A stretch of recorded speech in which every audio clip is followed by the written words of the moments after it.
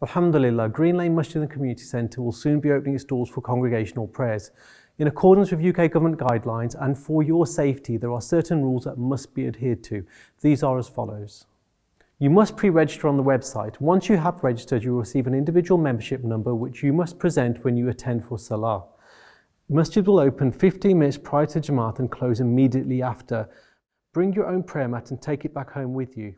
There are limited numbers allowed on a first come, first entry basis.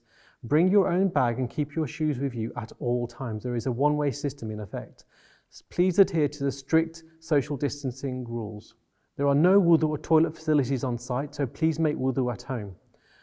Due to restricted capacity, there are no women, elderly, sick or children under 12 allowed at this point. You must bring a face mask. Entry will not be permitted without one. No sunnah or nawafil prayers will be permitted. These restrictions are for a Phase 1 reopening and will be eased in accordance with the UK government guidelines. Without pre-registration, a prayer mat and face mask, entry will not be permitted. Entry will be via door B, which is on Green Lane next to the main gates.